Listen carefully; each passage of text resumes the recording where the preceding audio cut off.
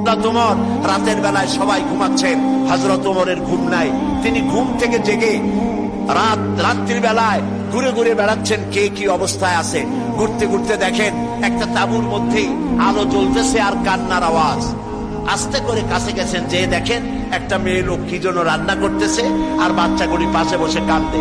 তিনি ভিতরে ঢুকে বললেন, আচ্ছা মহিলা, তুমি এত রাত করে রান্না করতেছো কেন? এই বাচ্চাগুলি ক্ষুধায় কাঁদতেছে, যদি তুমি সন্ধ্যা রাত্রে রাঁধতে তাহলে তার অসুবিধা হতো না। মেয়ে লোকটি বলছে, পথিক আমি তো তোমার চিনি না, তুমি তো আমার এইভাবে শাসন করতে পারো না। এই যে বাচ্চা ছেলেমেয়েগুলি আর আমরা মদিনার লোক না, পার্শ্ববর্তী দেশ থেকে আসছি মদিনা গভর্নমেন্টের কাছ থেকে সাহায্য নেওয়ার জন্য। ভিড়ের কারণে খলিফার কাছে যাইতে পারি নাই। আমার ছেলেগুলি 2-3 দিন না খাওয়া, আর এই যে হাড়ি ওর মধ্যে কোনো গোশত না, পানি আর পাথর দিয়ে নাড়াচাড়া করতেছি যাতে বাচ্চারা বোঝে যে গোশত রান্না করতেছি। বলেছি যে একটু অপেক্ষা করো, রান্না হইলে খাইতে পারবা। কিন্তু বাচ্চাগুলি এত ক্ষুধার্ত, কোন রকমেই তারা আমার কথা শুনতে চাচ্ছে না, কাঁদতেছে। হযরত ওমর বলেন, এটা শুনে আমার মনে হলো যে আমার পায়ের তলা থেকে মাটি খসে যাচ্ছে। হযরত ওমর বললেন, মা তুমি একটু অপেক্ষা করো, দেখি আমি তোমার কোন উপকার করতে পারি কিনা। হযরত ওমর দৌড় দিলেন। ইতিহাস বলছি, গল্প না। হযরত ওমর বাড়িতে চলে গেলেন। বৃদ্ধ হযরত আসলামকে ডাকলেন, বললেন, আসলাম বস্তা নিয়ে আসো, বাইতুল মালের দরজা খোলো, বস্তার ভিতরে আটা ঢুকাও, পেঁয়াজ ঢুকাও, তরি তরকারি ঢুকাও। ঢুকাবার পরে বললেন, বস্তা বন্দি করে দাও। বস্তা বান্ধা হলো।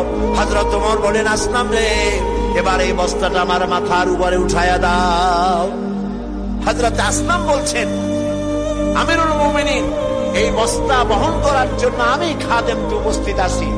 হযরত ওমর বললেন, না, আজকের বোঝা আমার মাথায় উঠাও, কারণ কিয়ামতে তোমাকে আসামি বানানো হবে না। যে দৃশ্য আমি দেখে এসেছি কিয়ামতের দিন, এজন্য আল্লাহ আমাকে আসামি বানাবেন।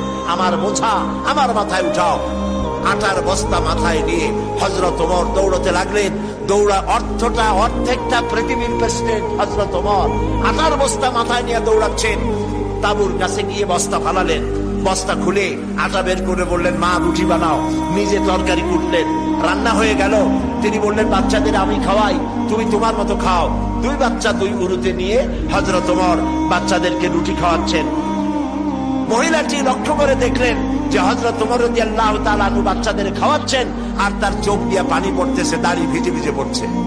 মহিলা বললেন, পথিক তুমি যে কে আমি তো তোমারে চিনি না, তবে আমার মনে হয় এই দেশের বাদশাহ ওমর না হইয়া তোমার মতো মানুষ যদি বাদশাহ হইতো তাহলে আমাদের কপাল বোধে আরো ভালো হইতো।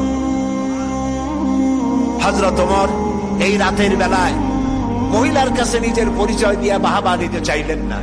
তিনি বললেন, মা আগামীকাল তুমি খলিফার দরবারে যাবে, সেখানে তুমি আমাকে দেখতে পাবে, আমি সেখানে তোমাকে বেশি কিছু দিতে চেষ্টা করব। মহিলা পরের দিন হাঁটতে হাঁটতে চলে গেছে খলিফার দরবারে। যায় দেখে চেয়ারের উপরে যিনি বসা, রাতে যিনি আটার বস্তা মাথায় করে নিয়ে রান্না করে বাচ্চাদের কোলে করে খাওয়াইছেন, তিনিই তো খলিফা। মেয়ে লোকটি থরথর করে কাঁপতেছিল। কাছে গিয়ে বলছে, আমিরুল মুমিনিন, আমি তো ভুল করেছি, আপনাকে কষ্ট দিছি, আল্লাহর রাস্তায় আমারে মাফ করে দেন। হযরত ওমর দাঁড়ায় গেলেন, বললেন, বুড়ি বললেন, মা আমার কাছে মাফ চাইও না, উল্টা বরং আমারে মাফ করো তুমি, কারণ তুমি বলার আগে আমি খোঁজ নিয়ে তোমার কাছে খাবার যে সময় মতো পৌঁছতে পারিনি, এই জন্য কিয়ামতের দিন তুমি আমাকে আল্লাহর দরবারে আসামি বানায়ো না। সুবহানাল্লাহ। এই ছিল ইসলামী রাষ্ট্র।